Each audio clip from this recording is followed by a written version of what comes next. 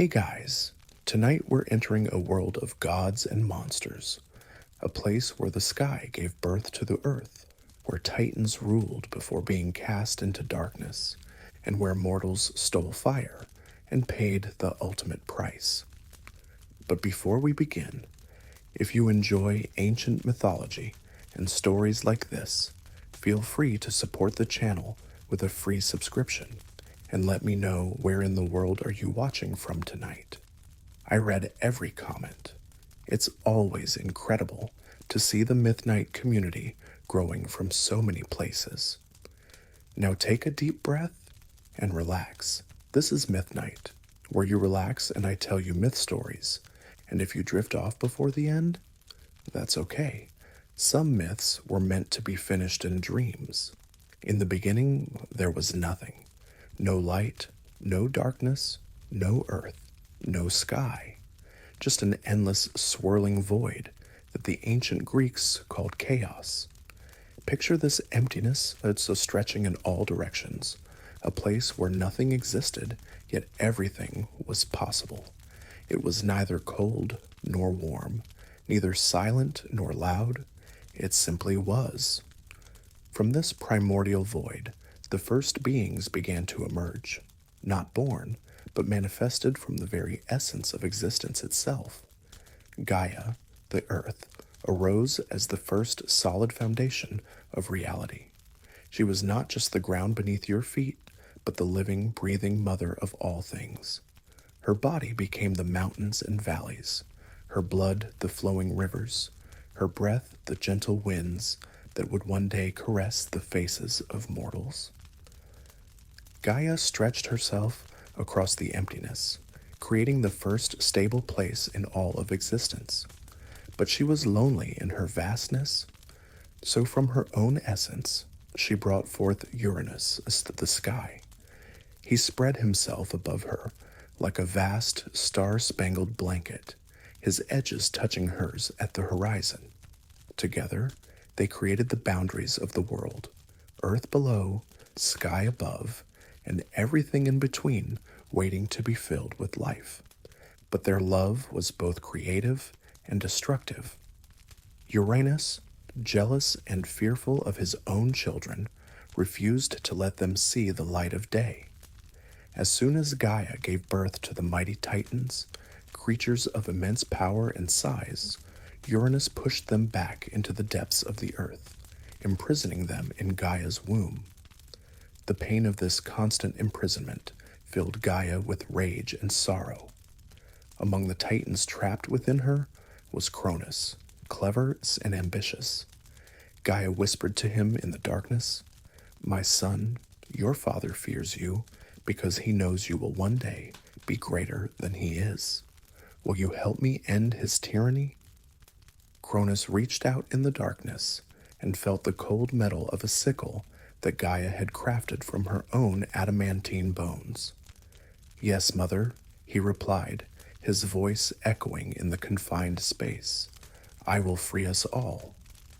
When Uranus next came to embrace Gaia, Cronus struck with the sickle, castrating his father in one swift, brutal motion. Uranus's screams echoed across the newly created world as he retreated to the highest reaches of the sky, never again to come so close to Earth. His blood, falling upon Gaia, gave birth to the Furies, winged creatures of vengeance who would forever hunt those who spilled family blood. But as Uranus fled, wounded and humiliated, he turned back and spoke a curse that would echo through generations. "Cronus, my son, as you have overthrown me, so shall one of your own children overthrow you. The cycle of violence you have begun will continue until the end of time." Cronus shuddered at these words, but he had won his freedom. The Titans emerged from their underground prison, blinking in the first light of the world. Cronus took his place as the ruler of the cosmos, and for a time there was peace. This was the Golden Age, when the world was young and innocent, when the first humans lived without toil or suffering, when honey dripped from trees and the earth gave up its bounty without being asked. But Cronus could not forget his father's curse. Every night, the words echoed in his dreams: "One of your children will overthrow you." When his wife Rhea, his own sister among the Titans, became pregnant with their first child, Cronus made a terrible decision. The moment the baby was born, he opened his massive jaws and swallowed the infant whole. Rhea's screams of horror and grief filled the halls of their palace, but Cronus was unmoved. "This is necessary," he told himself, even as his wife wept. "I will not suffer my father's fate." One by one, Rhea bore children, and one by one Cronus devoured them. Hestia, goddess of the hearth; Demeter, goddess of the harvest; Hera, future queen of the gods; Hades, lord of the underworld; Poseidon, master of the seas. Each precious child disappeared into their father's stomach, alive but trapped in darkness. When Rhea became pregnant, for the sixth time, her heart was shattered beyond repair. She could not bear to lose another child to her husband's paranoid hunger. In desperation, she traveled to Crete, to a hidden cave on Mount Ida, and there gave birth to Zeus in secret. The cave echoed with the baby's cries, but Rhea had prepared for this moment. She wrapped a large stone in swaddling clothes and returned to Cronus with the bundle. "Our sixth child," she said, her voice carefully neutral. Cronus barely looked at the bundle before opening his jaws. Down went the stone, and Cronus smiled with satisfaction, believing he had once again cheated fate. Meanwhile, hidden in the Cretan cave, baby Zeus grew strong on the milk of the goat Amalthea, his cries masked by the dancing and singing of the Curetes, young warriors who clashed their shields and spears to create enough noise to hide the future king of the gods. Years passed, and Zeus grew into a powerful young god, burning with righteous anger at his father's crimes. When he was old enough, he disguised himself as a cupbearer and approached Cronus with a golden goblet filled with wine mixed with a powerful emetic herb.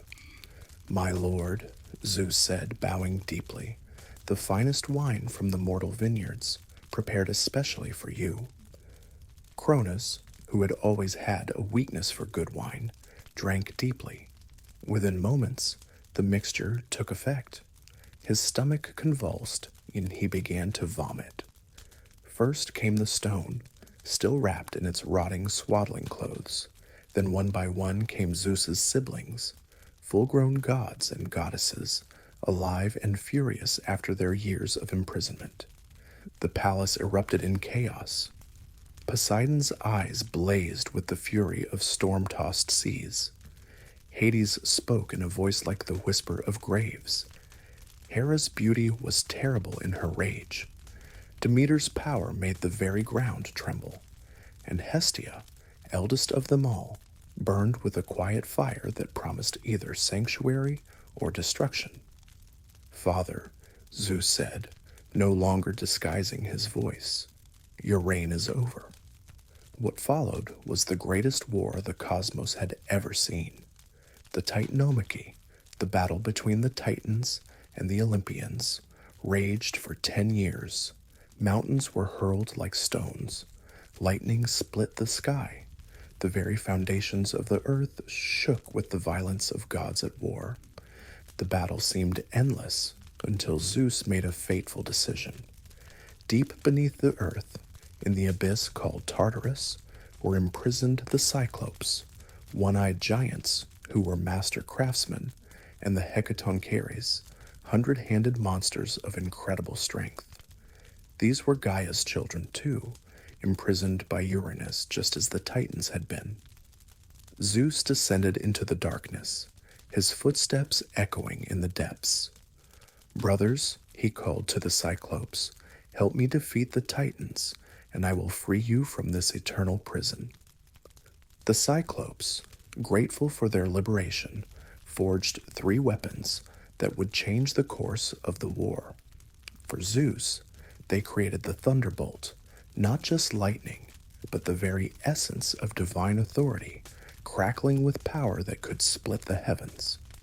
For Poseidon, they forged the trident, a weapon that could shake the earth and command the seas.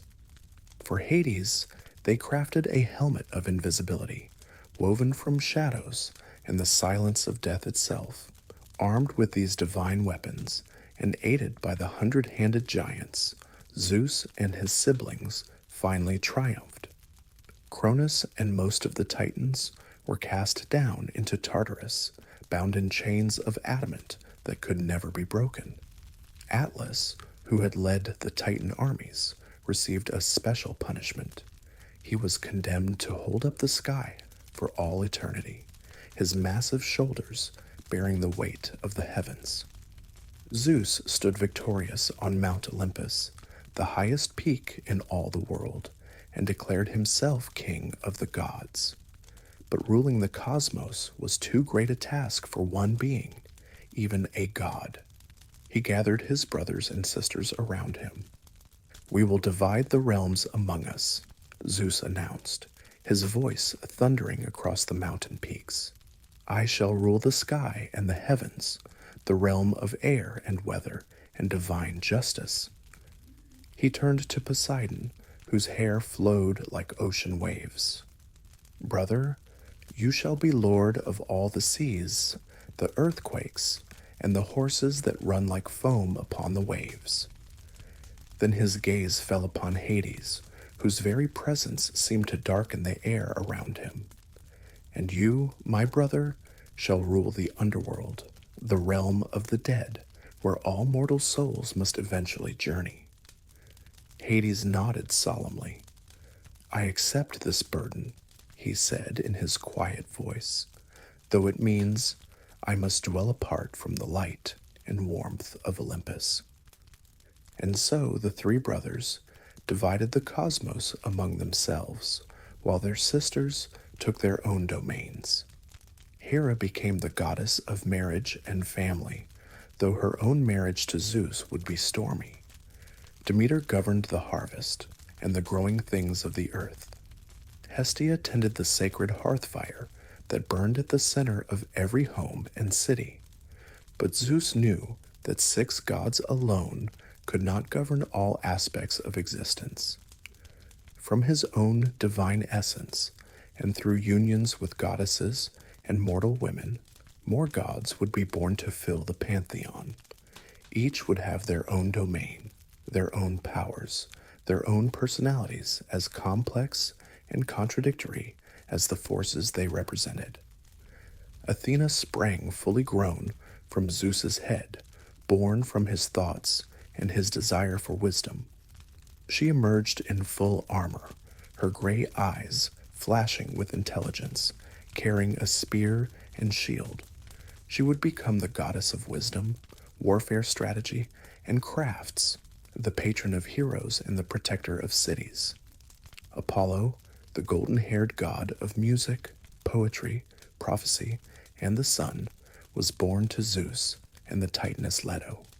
His birth was difficult, for Hera, jealous of her husband's affair, had forbidden any land from giving Leto sanctuary. Only the floating island of Delos welcomed the pregnant goddess, and there Apollo was born, along with his twin sister, Artemis.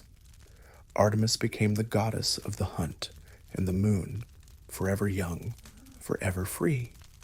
She asked her father to grant her eternal virginity and a pack of hunting hounds, preferring the company of wild animals to that of gods or mortals. Her silver arrows could bring plague or sudden death, but also healing and protection to those who honored her properly. Aphrodite, goddess of love and beauty, had a more mysterious origin. Some say she was born from the sea foam where Uranus's severed genitals had fallen, rising naked and perfect from the waves near Cyprus. Others claim Zeus was her father. Regardless of her parentage, her power was undeniable. She could make any being fall in love with anyone or anything, and her beauty was so intense that even the gods were struck speechless in her presence. Ares, the god of war, was the son of Zeus and Hera. But unlike Athena's strategic warfare, Ares represented the brutal, chaotic side of battle. He delighted in the clash of weapons, the cries of the wounded, the ravens that fed on fallen warriors. Even his own parents found him difficult to love, for he brought nothing but violence and bloodshed wherever he went. Hephaestus, the craftsman god, was born lame and ugly, thrown from Olympus by either Zeus or Hera, in disgust at his deformity. But he was rescued by sea nymphs and grew up to become the greatest smith in all existence. His forge burned beneath volcanoes, and from his workshops came weapons for gods and heroes, golden automatons that could think and move, and jewelry so beautiful it could drive mortals mad with desire. Hermes, the messenger god, was born to Zeus and the nymph Maia in a cave on Mount Cyllene. Even as an infant, he showed his cunning nature. On the very day of his birth, he stole Apollo's sacred cattle, cleverly making the cows walk backward so their tracks would confuse any pursuer. When Apollo confronted the baby god, Hermes charmed him by inventing the lyre from a tortoise shell and trading it for forgiveness. He became the god of commerce, thieves, travelers, and messages, always moving, always clever, always just a little bit dangerous. Dionysus, the god of wine and madness, had perhaps the strangest birth of all. When his mortal mother Semele was consumed by Zeus's divine fire, Zeus rescued the unborn child and sewed him into his own thigh. Dionysus was born from Zeus's leg, a god who would forever represent the boundary between civilization and wildness, between sobriety and intoxication, between order and chaos. These 12 great gods, Zeus, Hera, Poseidon, Demeter, Athena, Apollo, Artemis, Aphrodite, Ares, Hephaestus, Hermes, and Dionysus, became the Olympians, the principal deities of the Greek world. They lived in palaces of gold and silver atop Mount Olympus, feasting on ambrosia and nectar, making decisions that affected both gods and mortals below. But the gods were not perfect beings. They loved and hated, plotted and schemed, made mistakes, and suffered consequences just like the mortals they ruled. Their stories are filled with passion and betrayal, heroism and pettiness, wisdom and foolishness. Consider the tale of Prometheus, the Titan who loved mortals more than his own divine kin. When Zeus created the first humans from clay, he gave them life but left them weak and helpless, shivering in caves, unable to cook their food or warm themselves against the cold. The gods possessed fire, that divine element that could transform raw into cooked, darkness into light, cold into warmth. But Zeus had declared that fire was too dangerous for mortals to possess. Prometheus watched the humans suffering and made a decision that would change everything. He climbed to the very peak of Mount Olympus, to the forge of Hephaestus, where the divine fire burned eternal and pure. There, hidden in the hollow of a fennel stalk, he stole a small flame. The journey down from Olympus was treacherous. Any moment, Zeus might notice the theft and strike Prometheus down with a thunderbolt. But the Titan's love for humanity drove him forward.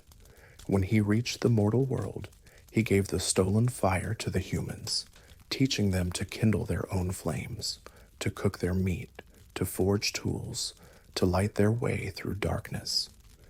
The transformation was immediate. Humans built the first cities, developed agriculture, created art and music and poetry. They began to rival the gods themselves in cleverness and creativity. And Zeus, looking down from Olympus, was furious. "You have taught them too much," Zeus thundered when he confronted Prometheus. "They grow too proud, too powerful. They forget their place." But Prometheus stood his ground. "They deserved more than a cold, miserable existence," he replied. "I have given them the tools to reach their potential." Zeus's punishment was swift and terrible. He commanded Hephaestus to forge unbreakable chains, and Prometheus was dragged to the Caucasus Mountains, where he was bound to a rocky peak. Every day, an enormous eagle would come to tear out his liver with its talons and beak. Every night, being immortal, Prometheus's liver would regenerate, and the next day, the eagle would return to begin the torture anew. For thousands of years, Prometheus endured this agony, his screams echoing across the mountains. But he never regretted his gift to humanity, and he never begged Zeus for forgiveness. He had seen the potential in mortal hearts, and no amount of suffering could make him sorry for kindling that spark. But Zeus's anger at Prometheus's theft was not satisfied with punishing the Titan alone. He decided to punish humanity as well, and his method was as clever as it was cruel. He ordered Hephaestus to create a woman, the first woman ever made. Hephaestus sculpted her from clay with infinite care, making her beautiful beyond description. Athena breathed wisdom into her mind. Apollo gave her musical talent. Aphrodite blessed her with irresistible charm.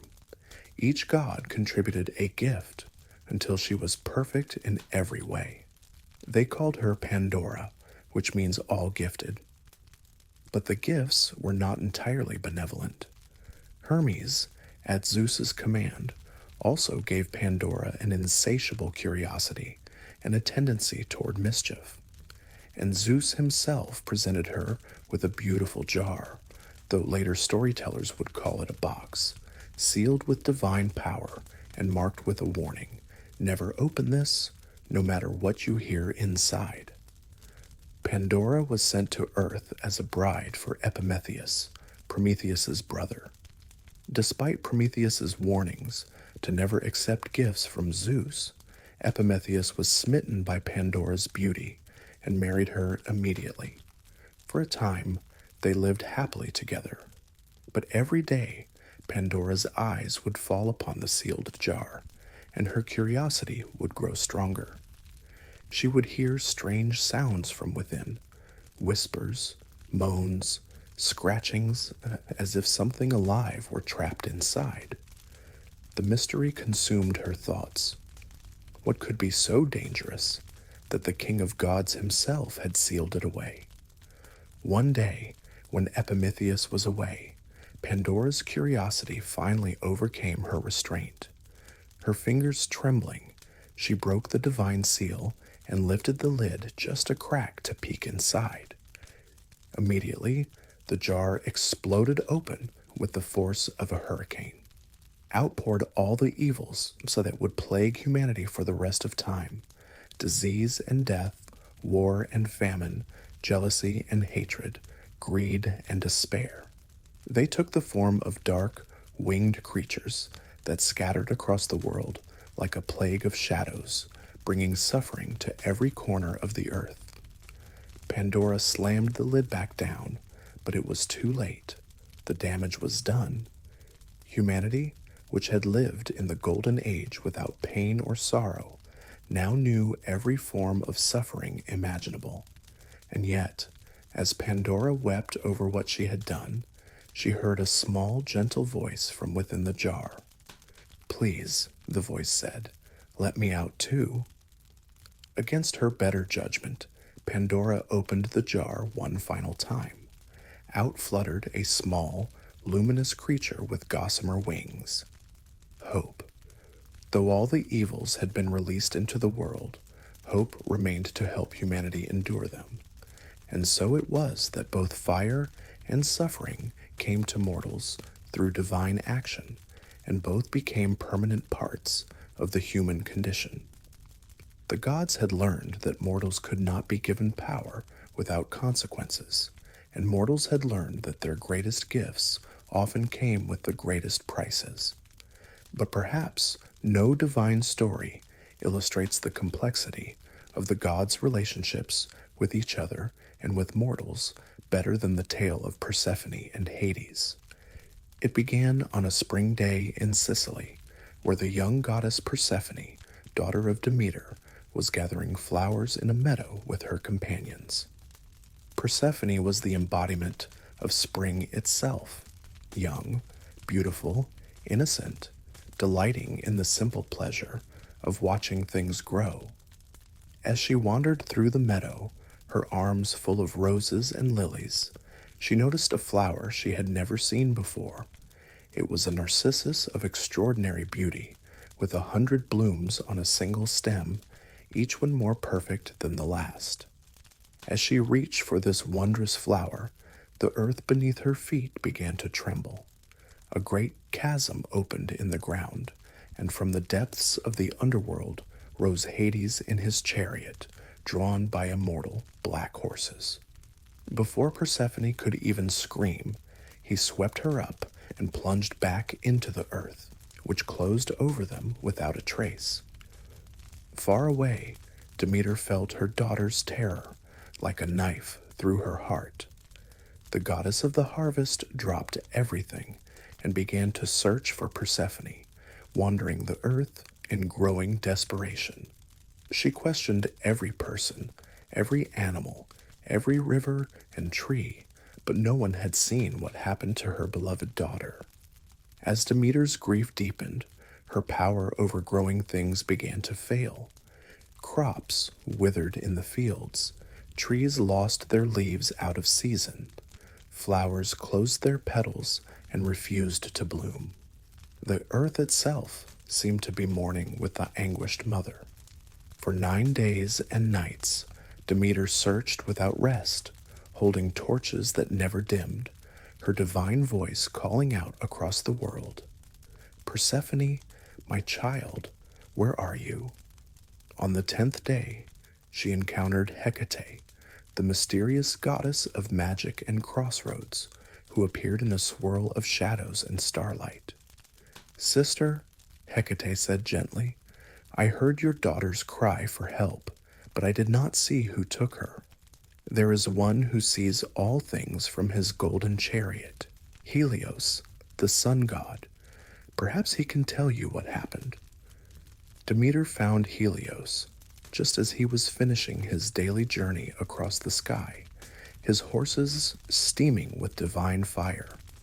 "Great Helios," she pleaded, "you see everything that happens beneath the heavens. Please, tell me what became of my daughter Persephone." Helios's face was grave as he answered, "Demeter, your daughter has been taken by Hades to be his queen in the underworld. Zeus himself gave permission for the marriage." The revelation hit Demeter like a physical blow. Not only had her daughter been kidnapped, but her own brother Zeus had conspired in the crime. Her grief transformed into a rage so terrible that her divine aura blazed like a star. From that moment, Demeter refused to let anything grow on earth. She withdrew her blessing from every seed, every root, every growing thing. The world plunged into an endless winter. Mortals began to starve as their crops failed and their animals died. Forests became wastelands. Rivers dried up. The very air grew cold and bitter. Meanwhile, in the underworld, Persephone sat on a throne of black marble beside Hades, refusing to eat or speak. The realm of the dead was beautiful in its own way, filled with gardens of silver trees and rivers of liquid starlight, but it was not her world. She longed for the warmth of the sun, the scent of flowers, the laughter of her companions. Hades tried everything to win her affection. He showed her the treasures of the earth, caverns filled with diamonds and gold, underground lakes that reflected her beauty like mirrors, the souls of the righteous who dwelt in the Elysian fields. But Persephone remained unmoved, her heart aching for the world above. As the famine on earth grew worse, and mortals began to die by the thousands, Zeus finally realized he had to act. If all of humanity perished, there would be no one left to worship the gods or offer sacrifices. He sent Hermes, his messenger, to the underworld with a command that Hades could not refuse. Hermes descended through the caverns and passages until he reached the throne room of the dead. "Lord Hades," he announced, "Zeus commands that you release Persephone. The earth is dying without Demeter's blessing, and if mortals perish, we gods will lose our source of honor and sacrifice." Hades knew he could not defy his brother's direct command, but his love for Persephone had grown genuine during their time together. "Very well," he said sadly, "but before she goes, let her eat something. She has refused all food since arriving in my realm." It seemed like a reasonable request. Persephone, overjoyed at the prospect of returning to her mother, accepted a pomegranate from Hades' hand. The fruit was unlike any she had ever tasted. Each ruby-red seed burst with flavor that seemed to contain the essence of the earth itself. Without thinking, she swallowed 7 of the seeds.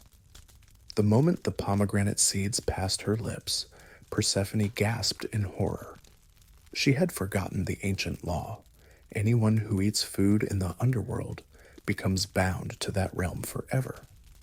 Hades' expression was both triumphant and sorrowful. "Now you are mine by divine law," he said gently. "But I do not wish to keep you here against your will entirely. For 7 months of each year, 1 month for each seed you ate, you must return to me as queen of the underworld. But for the remaining 5 months, you may return to your mother and the world above." And so it was decided. Persephone was reunited with Demeter, and for 5 months each year, later extended to 6, mother and daughter were together.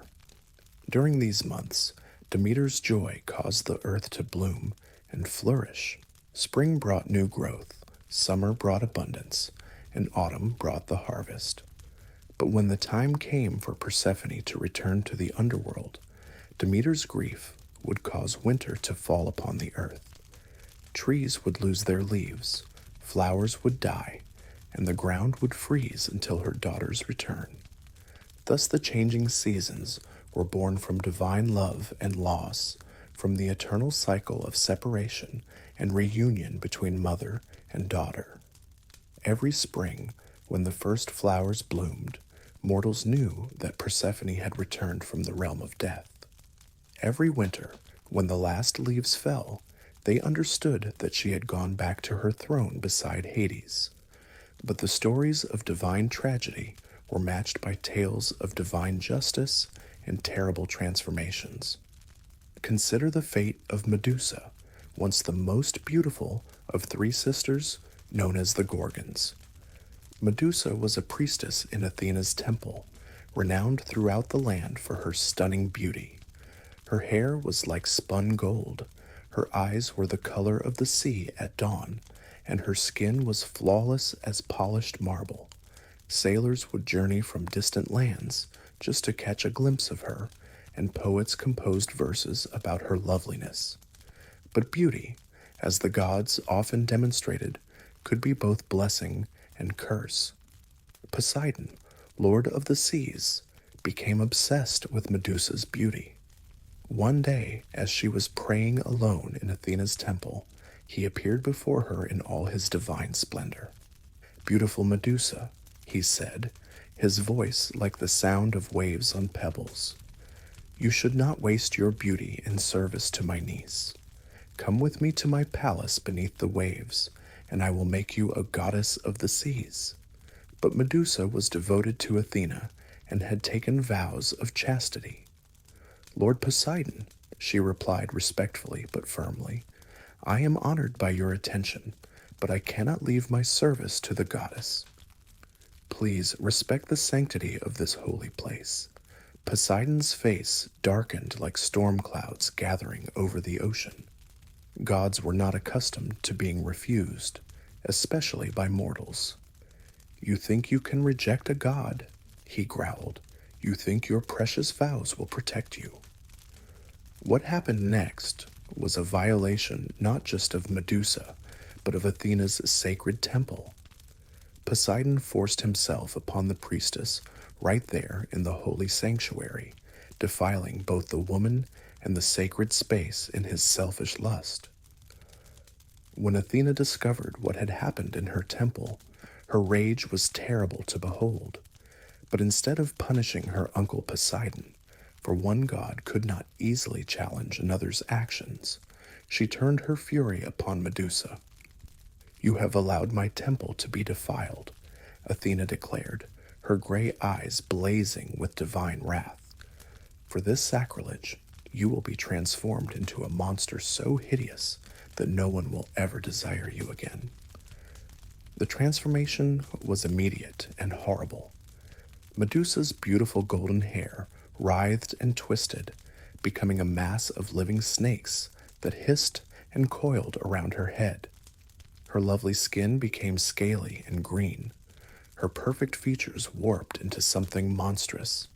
And worst of all, her eyes, those beautiful eyes that had captivated so many, became weapons of terrible power.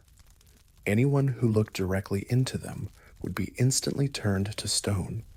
The injustice of this punishment was profound. Medusa had been the victim, not the perpetrator, yet she bore the consequences, while Poseidon faced no retribution. Exiled from human society, she fled to a remote island where she lived in bitter solitude, surrounded by the stone statues of those who had accidentally glimpsed her cursed face. But the gods' justice, though often cruel, sometimes worked in unexpected ways.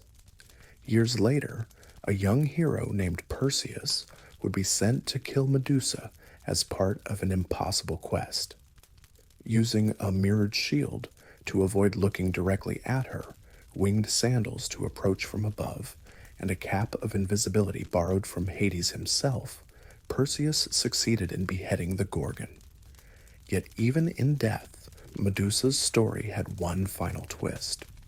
From her severed neck sprang two creatures, Chrysaor, a giant with a golden sword, and Pegasus, the magnificent winged horse. These were the children she had conceived during Poseidon's assault, born only after her death, beautiful and powerful beings that carried within them both their mother's tragedy and their father's divine nature. Perseus used Medusa's hair as a weapon, its gaze still deadly even in death. But eventually, he gave it to Athena, who placed it on her shield as a symbol of divine protection. In this way, Medusa, victim transformed into monster, monster transformed into protector, found a kind of redemption, her image forever guarding the goddess who had both cursed and ultimately honored her. The tale of Medusa reminds us that in the world of the gods, justice was complex and often harsh, where victims could become monsters and monsters could become guardians, where transformation was both punishment and strange mercy. But the gods did not only interact with mortals as judges and punishers. They also chose champions, heroes whose extraordinary deeds would become legend. Among these heroes, none was greater or more celebrated than Heracles, known to the Romans as Hercules. Heracles was born to be extraordinary, for his father was Zeus himself, and his mother was Alcmene, a mortal woman of noble blood. But even before his birth, the hero's life was marked by divine conflict. Hera, Zeus's wife, discovered her husband's latest infidelity and swore to make both mother and child suffer for Zeus's transgression.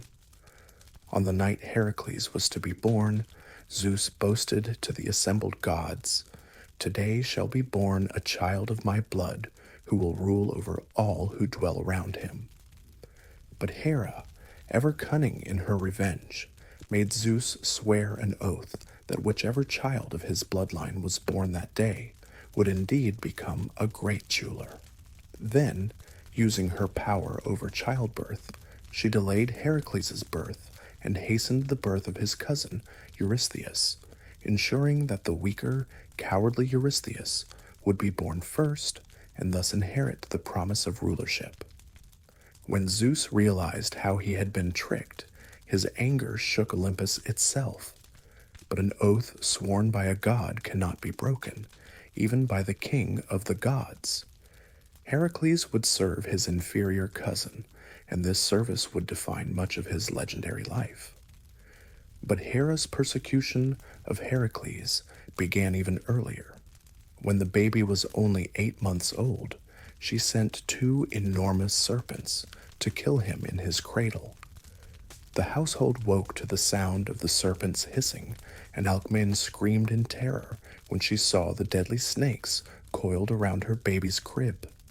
But instead of finding a dead infant, they discovered little Heracles sitting up happily, each hand grasping a serpent by the throat. With a strength that defied all explanation, the baby had strangled both creatures, their lifeless bodies dangling from his tiny fists like grotesque toys. From that moment, everyone knew that Heracles was destined for greatness. He grew into a man of immense size and strength, standing 7 feet tall with muscles like granite and a voice that could shake the walls of a palace. His appetite matched his size. It was said he could eat an entire roasted ox at a single meal and wash it down with enough wine to intoxicate a dozen ordinary men. But strength alone does not make a hero.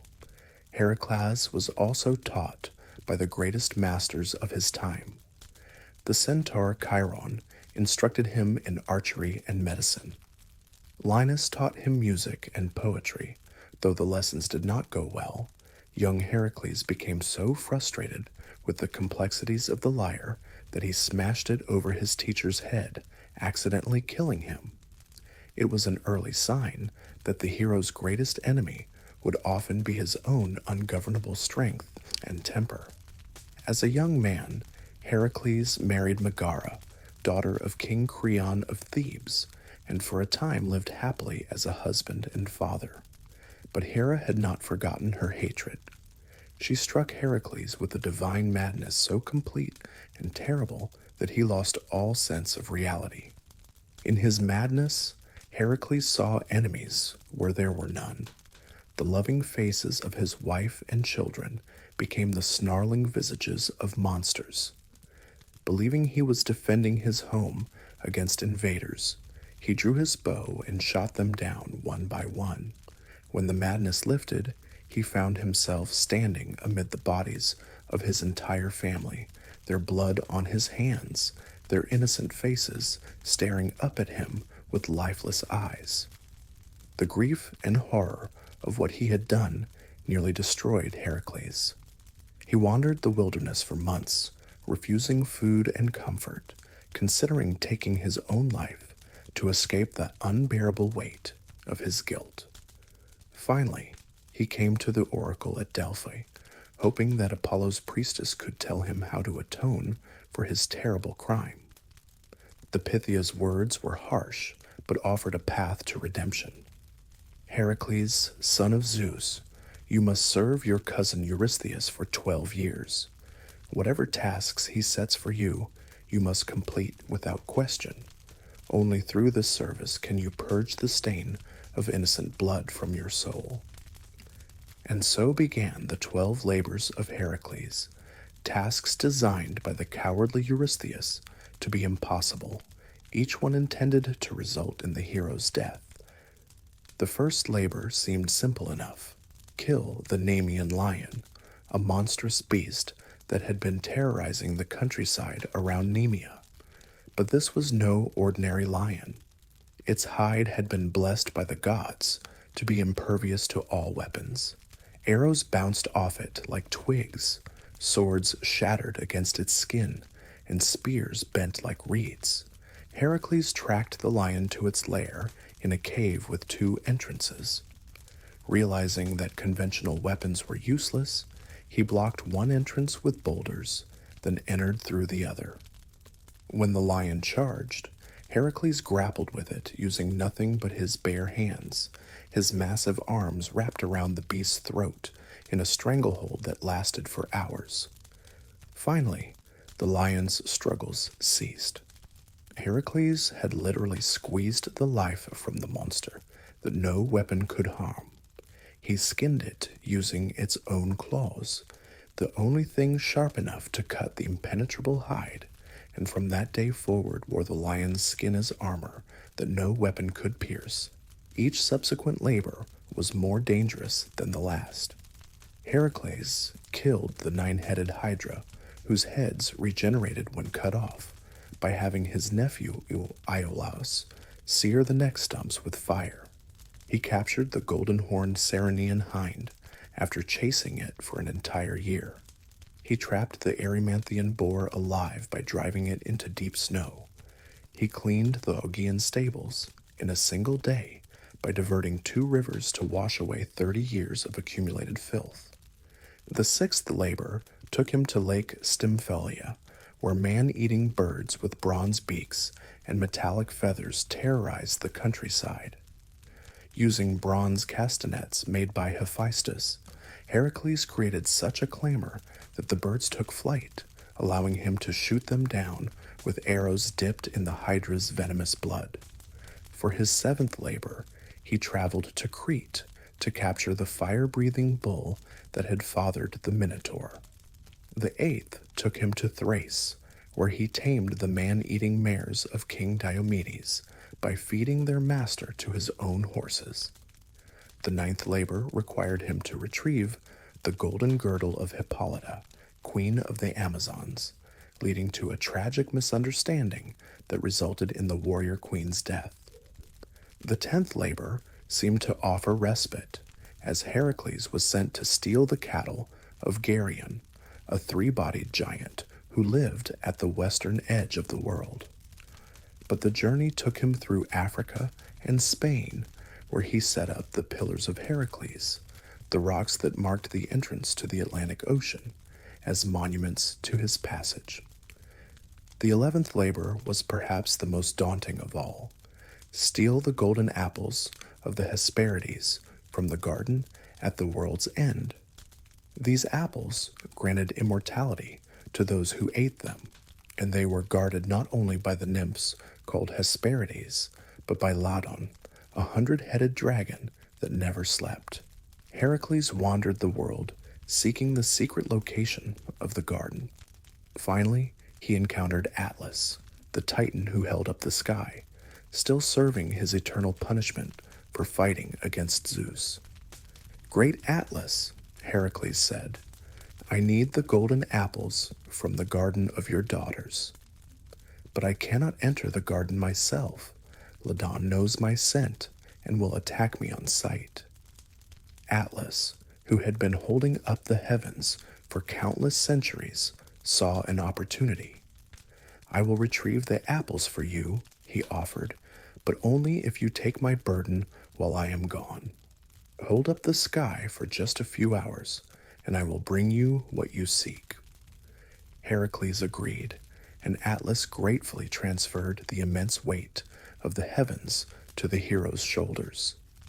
The crushing pressure was almost unbearable, even for someone of Heracles' strength, but he endured it while Atlas journeyed to the garden.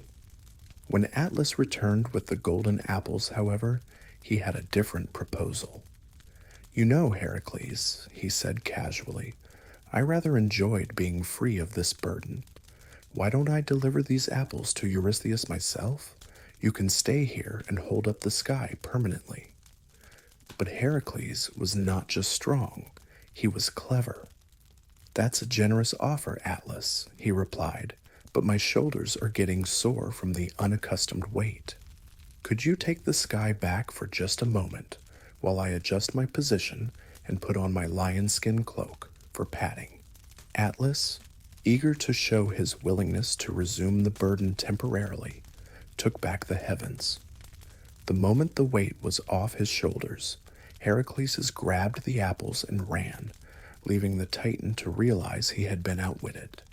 The 12th and final labor was the most dangerous of all. Descend to the underworld and bring back Cerberus, the three-headed hound that guarded the gates of Hades. This task required not just strength, but courage beyond measure, for mortals who entered the realm of the dead were not permitted to leave. Heracles descended through a cave in Laconia, following the dark paths that led to the river Styx. There, Charon the ferryman initially refused to transport him, but one look at the hero's intimidating presence changed his mind. On the far shore, Heracles encountered the shades of the dead, who fled from his living warmth like shadows before a flame. When he reached the throne room of Hades, Heracles knelt before the Lord of the Dead and his queen Persephone. "Lord Hades," he said formally, "I come seeking permission to borrow your hound Cerberus. I swear by the river Styx that I will return him unharmed once I have shown him to my master Eurystheus." Hades considered the request carefully. No mortal had ever made such a request, and the audacity was almost amusing. "I will permit this," he said finally, "but only if you can subdue Cerberus without using any weapons, with your bare hands alone." Cerberus was a monster beyond description, a massive hound with 3 heads, each the size of a lion's, with teeth like daggers and eyes that burned like coals. Its neck bristled with serpents instead of fur, and its tail was a living snake that hissed and struck at anything that came near. But Heracles had wrestled with gods and monsters before. Wrapping his powerful arms around the beast's central throat, he began the same crushing embrace that had defeated the Nemean lion. Cerberus thrashed and bit, its serpent mane striking like a nest of vipers, but gradually its struggles weakened. When the hound finally submitted, Heracles carried it up from the underworld on his shoulders. The sight of the 3-headed monster in broad daylight was so terrifying that Eurystheus leapt into a bronze jar and refused to come out until Heracles had returned the beast to its proper place. With the completion of the 12 labors, Heracles had atoned for his crime and won his freedom. But his adventures were far from over. He would fight giants and gods, sail with Jason and the Argonauts, found the Olympic Games, and rescue Prometheus from his eternal torment. In the end, he would earn his place among the gods themselves, welcomed to Olympus by his father Zeus, and reconciled even with Hera. But Heracles was not the only hero whose deeds echoed through the ages. Perseus, the slayer of Medusa, began his adventures before he was even born. His mother, Danae, was a princess of Argos, daughter of King Acrisius, who had received a troubling prophecy from the oracle of Delphi. "Your daughter will bear a son," the Pythia announced, "and that son will kill you." Terrified by this prophecy, Acrisius locked Danae in a bronze chamber deep beneath his palace, where no man could reach her. But the king had forgotten that Zeus could take any form he chose. The god came to Danae as a shower of golden rain, falling through the cracks in her prison ceiling, and from this union Perseus was conceived. When Acrisius discovered his grandson's birth, he faced a terrible dilemma. He could not kill his own daughter and grandchild outright, for that would bring down the curse of the gods. Instead, he sealed both Danae and baby Perseus in a wooden chest and cast them into the sea, hoping that the waves would do what he dared not do himself. But Zeus protected his son and lover. The chest floated safely across the wine-dark sea until it washed ashore on the island of Seriphos, where it was found by Dictys, a kind fisherman. He rescued mother and child and Perseus grew to manhood on the island, trained in the arts of war and seamanship. Perseus might have lived peacefully as a fisherman's adopted son, but fate had other plans. Polydectes, the king of Seriphos, became obsessed with Danae's beauty and wanted to marry her. The only obstacle was Perseus, now a strong young man who would not allow anyone to force his mother into marriage. Polydectes devised a cruel plan.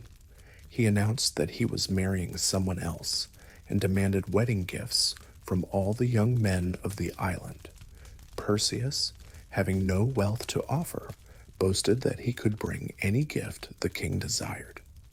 "Very well," Polydectes said with a smile that didn't reach his eyes. "Bring me the head of Medusa." It was meant to be a death sentence. No mortal had ever faced a Gorgon and lived. But Perseus was no ordinary mortal. He was the son of Zeus, and the gods themselves would aid his quest. Athena appeared to him in a dream, her gray eyes serious but not unkind. "Perseus," she said, "I will help you succeed where others have failed, for you seek to right a wrong and protect your mother's honor. But you must do exactly as I instruct." The goddess provided him with a shield polished to mirror brightness. "Never look directly at Medusa," she warned. "Use this shield as a mirror to see her reflection and strike only when you are certain of your aim." Hermes arrived next, offering his winged sandals that could carry Perseus through the air like a bird. From Hades came the helmet of invisibility, woven from shadows and silence, and the nymphs of the north provided an adamantine sickle, its edge sharp enough to cut through anything in existence. Thus equipped, Perseus flew to the gray land where the Gorgons dwelt, a place of perpetual twilight where no living thing could survive. The island was littered with the stone statues of warriors, sailors, and treasure seekers who had looked upon Medusa's face and been instantly petrified. Using Athena's shield as a mirror, Perseus approached the sleeping Gorgons.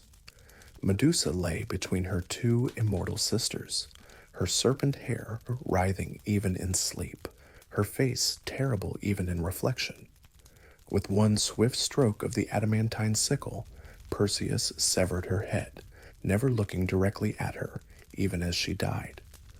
From Medusa's neck sprang Pegasus, the winged horse whose beauty was as startling as his mother's ugliness had been terrible. Perseus leapt onto the divine steed's back, carrying Medusa's head in a special bag as he flew home to face Polydectes. The king was holding a feast when Perseus arrived, still confident that the young hero was dead. "My lord," Perseus announced, striding into the hall, "I have brought you the wedding gift you requested." Before anyone could react, Perseus drew forth Medusa's head. Even in death, its power was undiminished. Polydectes and all his corrupt courtiers were instantly turned to stone, frozen forever in expressions of shock and terror. With his mother freed from unwanted suitors and his quest complete, Perseus might have settled down to a peaceful life. But the fates had more adventures in store for him.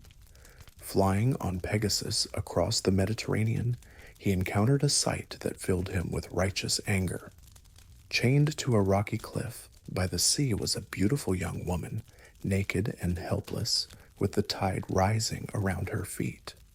This was Andromeda, princess of Ethiopia, who had been offered as a sacrifice to Cetus, a sea monster sent by Poseidon to punish her mother's vanity. Queen Cassiopeia had boasted that her daughter was more beautiful than the Nereids, the sea nymphs who served Poseidon. The god's anger at this insult was terrible, and he had demanded that Andromeda be sacrificed to his monster or the entire kingdom would be destroyed. Perseus landed on the cliff beside the weeping princess. "Lady," he said gently, "why are you bound here? What crime have you committed to deserve such treatment?" Through her tears, Andromeda explained her plight. Even as she spoke, the sea began to boil and churn, and from the depths rose Cetus, a creature like a giant whale, but with the head of a dragon and tentacles that could crush ships. "Princess," Perseus said, drawing his sword, "if I defeat this monster and save your life, will you consent to be my wife?" Andromeda nodded eagerly, for death seemed certain otherwise. Perseus rose into the air on Pegasus's wings, just as Cetus lunged for the helpless girl. The battle was fierce and dangerous. The monster's tentacles lashed out like whips. Its jaws could swallow a ship whole, and its roar made the very cliffs tremble. But Perseus was swift and clever. He dove and wheeled on Pegasus, striking at the monster's vulnerable spots, gradually wearing it down with cut after cut. Finally, he plunged his sword deep into the creature's brain, and Cetus sank beneath the waves in a spreading pool of divine ichor. Perseus freed Andromeda and claimed her as his bride, though her parents' gratitude was mixed with fear of this young man who commanded such power.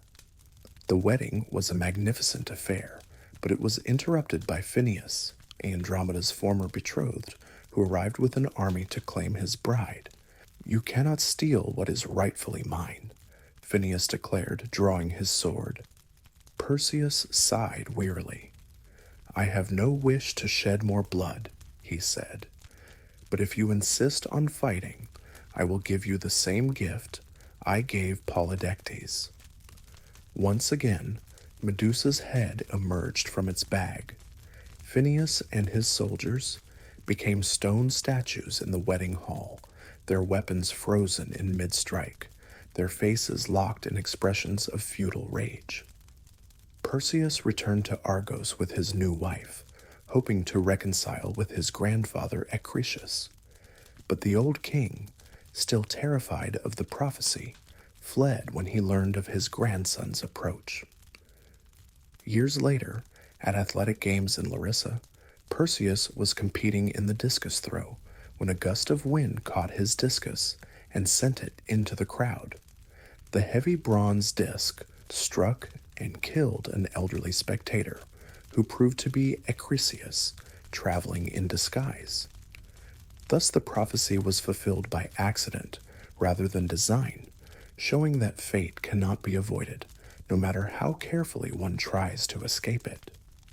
Perseus ruled wisely and well, founding the city of Mycenae and establishing a dynasty that would include some of Greece's greatest heroes. When he died, Athena placed him among the stars as a constellation, along with Andromeda and Pegasus, so that their story would be remembered as long as mortals looked up at the night sky. But Perseus was not the only hero to sail the wine-dark sea in search of legendary treasures. Jason and the Argonauts undertook perhaps the most famous voyage in all of Greek mythology, seeking the Golden Fleece in the distant land of Colchis. Jason's quest began with a crime committed before his birth. His uncle Peleus had usurped the throne of Iolcus from Jason's father Aeson, killing most of the royal family to secure his power. But Jason was spirited away as an infant and raised by the centaur Chiron in the safety of the mountains. When Jason came of age and learned of his true heritage, he descended from the mountains to reclaim his birthright. But he arrived at the court of Peleus with only one sandal, having lost the other while helping an old woman cross a swollen river. The woman had been Hera in disguise, and the goddess marked Jason as her champion from that moment. Peleus had been warned by an oracle to beware of a man who came wearing only one sandal, so when Jason appeared and demanded his father's throne, the usurper was ready with a cunning response. "Nephew, Peleus said with false warmth. Of course, the throne is rightfully yours. But first, you must prove yourself worthy of kingship by completing a quest that will bring great honor to our family. Bring me the golden fleece from Colchis, and I will gladly step aside. The golden fleece hung in a sacred grove in the distant kingdom of Colchis and beyond the clashing rocks at the eastern end of the Black Sea. It was the skin of the miraculous ram that had carried Phrixus and Helle to safety when their stepmother tried to sacrifice them. The ram had been sacrificed to Zeus upon their arrival in Colchis, and its golden fleece hung from an oak tree, guarded by a dragon that never slept. Jason accepted the challenge, knowing that Peleus expected him to die in the attempt. But word of the quest spread throughout Greece, and the greatest heroes of the age volunteered to join the expedition. They called themselves the Argonauts, after the ship Argo that would carry them on their journey. The ship itself was a marvel, built by the craftsman Argus with timber from the sacred grove of Dodona.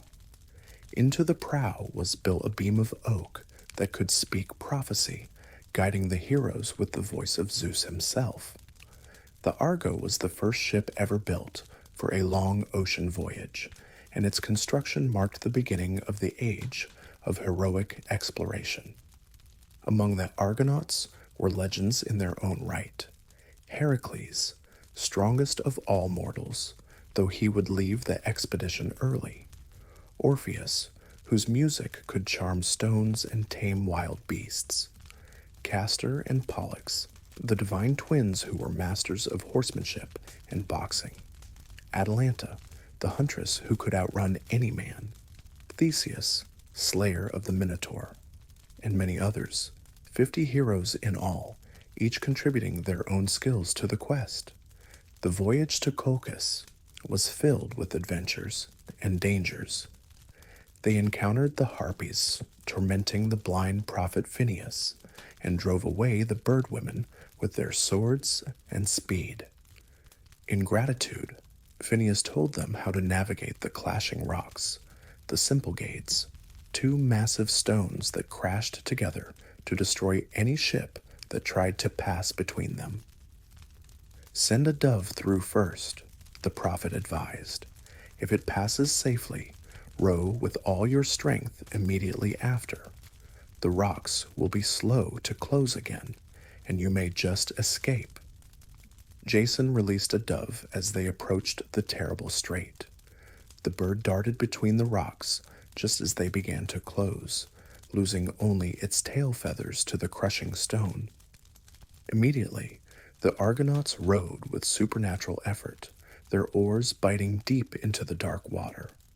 The Argo shot through the gap, just as the rocks slammed shut behind them, scraping away part of the ship's stern, but leaving the heroes alive and free to continue their journey. From that day forward, the Symplegades remained permanently open, having failed to claim their prey. When they finally reached Colchis, King Ates agreed to give Jason the golden fleece, but only if the hero could complete 3 seemingly impossible tasks. First, he must yoke 2 fire-breathing bulls with bronze hooves and plow a field with them. Then, he must sow the field with dragon's teeth, from which armed warriors would spring up ready to fight. Finally, he must defeat these earthborn warriors and claim the fleece from the dragon that guarded it. Jason would have failed these tasks without divine intervention, but Aphrodite had struck Medea, Oetes' daughter and a powerful sorceress, with irresistible love for the Greek hero. Against her own father and her own people, Medea decided to help Jason succeed. "Take this ointment," she told him secretly, "and rub it on your body and weapons before facing the bulls. It will protect you from their fire for 1 day. And when the armed men spring from the dragon's teeth, throw a stone among them. They will fight each other instead of you." With Medea's magical protection, Jason yoked the fire-breathing bulls and plowed the field, the bronze beasts snorting flames that would have incinerated an unprotected man. When the dragon's teeth sprouted into fully armed warriors, his thrown stone caused them to turn on each other in a fury of mutual destruction. But King Aitz had no intention of honoring his bargain. That night, he planned to burn the Argo and kill all the Argonauts in their sleep. Medea warned Jason of the plot and led him to the sacred grove where the golden fleece hung from its oak tree. The dragon that guarded the fleece was a monster of incredible size, with eyes that never closed and a venomous bite that could kill even heroes. But Medea had prepared for this as well. She sang an enchantment while sprinkling the dragon with a potion that finally brought sleep to its ancient eyes. As the great serpent coiled around the tree trunk and fell into magical slumber, Jason climbed up and cut down the golden fleece. It blazed like captured sunlight in his hands, its divine radiance so bright that it lit up the entire grove like day. The Argonauts fled Colchis with their prize, but their troubles were far from over. Medea had betrayed her own father for love of Jason, and Aitz pursued them with his fleet. To delay her father's pursuit, Medea committed an act so horrible that it stained her soul forever. She killed her own brother Absyrtus and scattered his body parts in the sea, knowing that Aitz would have to stop to gather the pieces for proper burial. The return journey was long and perilous, taking the heroes through unknown waters where they faced sirens whose songs could drive sailors mad with longing, and whirlpools that could swallow entire fleets. They traveled up strange rivers and across inland seas, guided by the prophetic voice of the Argo itself, and protected by the favor of the gods. When they finally returned to Iolcus, Jason presented the golden fleece to Peleus, expecting the usurper to honor his promise and abdicate. But Peleus had aged during Jason's long absence and grown even more paranoid and cruel. He refused to give up the throne, claiming that Jason's success proved he was too dangerous to be allowed to rule. Once again, Medea intervened with her sorcery. She convinced Peleus's daughters that she could restore their father's youth with a magical ritual.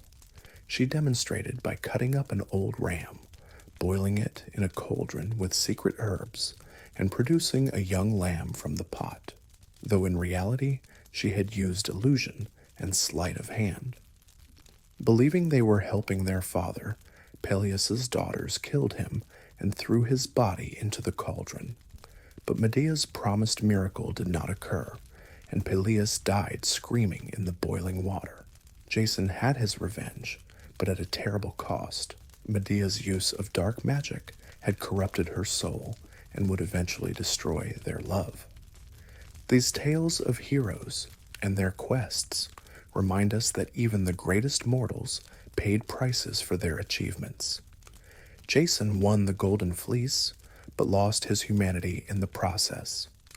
Perseus saved kingdoms, but could not escape the fate that made him his grandfather's killer. Heracles achieved immortality, but only after suffering unimaginable loss and pain. But not all Greek myths were about grand quests and epic battles. Some were smaller, stranger tales that revealed other aspects of the divine nature and the relationship between gods and mortals. Consider the story of Arachne, a mortal woman whose skill at weaving was so extraordinary that people came from across the known world to watch her work. Her tapestries were more beautiful than dreams, so lifelike that birds would try to perch on the woven branches, and flowers seemed to release real fragrance. Arachne's talent filled her with pride that eventually became hubris, the dangerous arrogance that the gods could never tolerate. She began to boast that her weaving was superior even to that of Athena, goddess of crafts and skill. Word of these boasts reached Olympus, and Athena decided to give the mortal woman a chance to recant her pride. Disguising herself as an elderly woman, the goddess visited Arachne's workshop. "Child," she said in a creaky voice, "your skill is remarkable, but surely you do not truly believe it surpasses that of the gods. Perhaps you should ask Athena's forgiveness for your boastful words." But Arachne's pride had grown too great for wisdom. "Let Athena come herself if she wishes to compete with me," she declared. "I fear no god's skill at the loom." At those words, Athena threw off her disguise and stood revealed in all her divine glory. "Your wish is granted," she said coldly. "Let us see if your skill matches your arrogance." The contest that followed was perhaps the strangest competition in all mythology. Two looms were set up, one for the goddess and one for the mortal woman.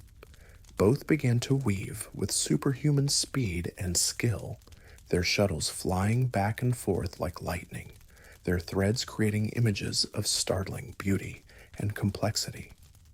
Athena wove a tapestry depicting the 12 Olympian gods in all their majesty, with herself prominently featured receiving the olive tree that would make Athens great. In the corners, she wove warnings, small scenes showing mortals who had challenged the gods and suffered for their pride. But Arachne, defiant to the end, chose a different subject.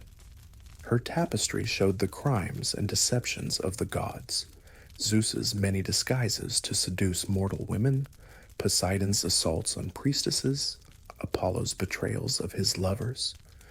Every thread was perfect, every image was flawless, and the overall effect was a devastating indictment of divine behavior. When both tapestries were complete, even Athena had to admit that Arachne's technical skill was extraordinary. The mortal's work was not just equal to the goddess's. In its emotional power and artistic vision, it was superior. But instead of graciously acknowledging defeat, Athena flew into a rage at the girl's insolence. She tore Arachne's tapestry to shreds, destroying the masterpiece that had dared to criticize the gods. Then she struck the weaver with her shuttle, leaving a bloody gash across her forehead. Overwhelmed by the destruction of her greatest work and the violence of the goddess's attack, Arachne could not bear to live with such shame and failure. She fashioned a noose from her own threads and hanged herself from the rafters of her workshop. But even in death, Arachne's story was not finished. Athena, perhaps feeling some regret for her harsh judgment, decided to grant the girl a twisted form of immortality. She sprinkled Arachne's body with the juice of aconite, and immediately the corpse began to transform. Arachne's hair fell out, her nose and ears shrank away, her body became small and round, her arms and legs became thin and many-jointed. She was reborn as the first spider, condemned to weave for all eternity, but never again to create tapestries that could rival the gods. And so spiders were born from divine judgment, their intricate webs a reminder of both mortal skill and the price of challenging divine authority. Another strange tale tells of Narcissus, a young man whose beauty was so extraordinary that everyone who saw him fell in love immediately.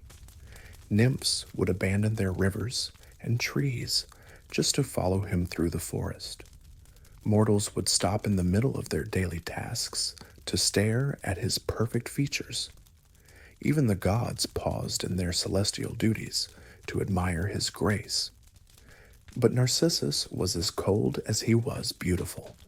He rejected every advance, spurned every declaration of love, and took cruel pleasure in breaking the hearts of those who adored him. Among his many rejected suitors was Echo, a nymph who had been cursed by Hera to only repeat the words others spoke. Echo followed Narcissus through the woods, burning with love but unable to declare her feelings in her own words. When he called out, "Who's there?" she could only answer, "There." When he said, "Come here," she joyfully repeated, "Here." But when she appeared before him, he rejected her, just as he had all the others. "I would rather die than let you touch me," he declared cruelly. "Touch me," Echo repeated sadly, reaching out her hands. But Narcissus pushed her away and left her weeping in the forest. Echo wasted away from unrequited love until only her voice remained, forever hidden in lonely places, repeating the words of others, but never able to speak her own thoughts. The gods decided that Narcissus's cruelty could not go unpunished. Nemesis, goddess of retribution, devised a fitting punishment for the youth who could love no one but himself.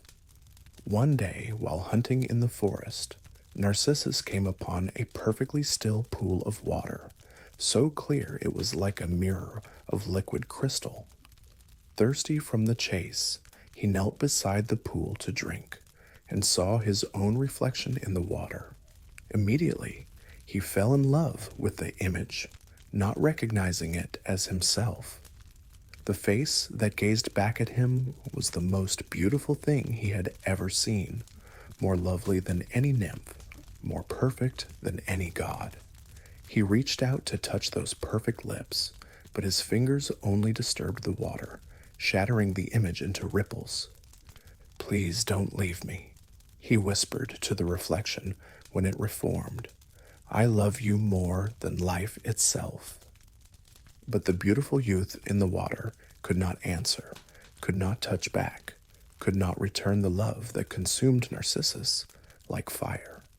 Day after day, the real Narcissus lay by the pool, unable to eat or sleep, slowly wasting away from love of his own reflection.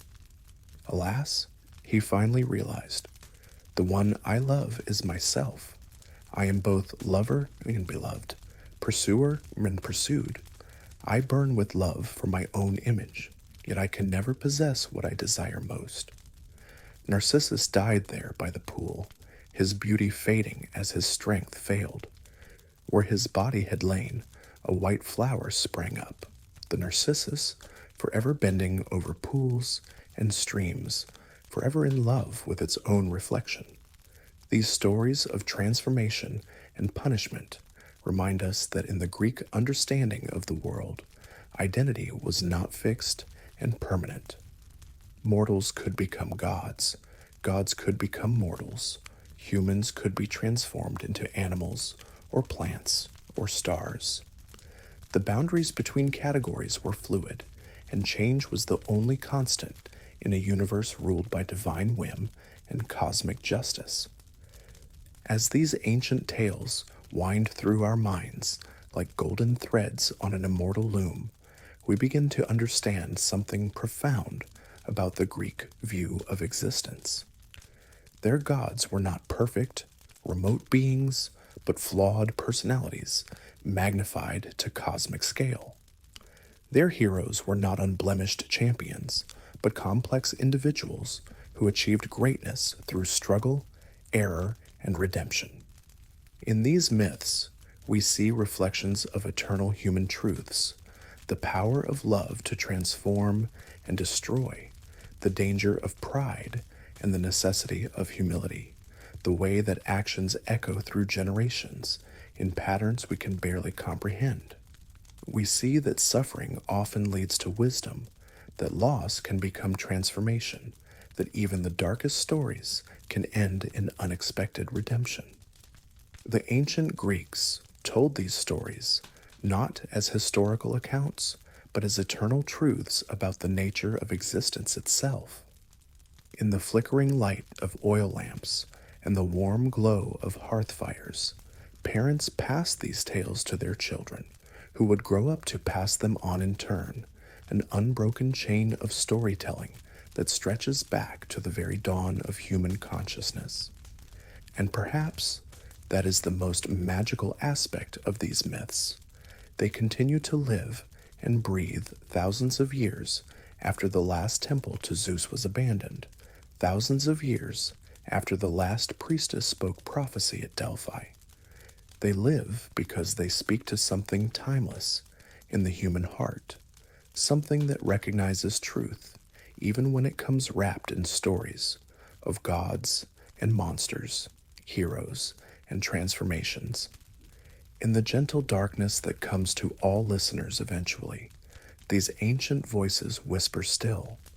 They speak of courage in the face of impossible odds, of love that transcends death itself, of the terrible beauty that emerges when mortals dare to reach for something greater than their own small lives.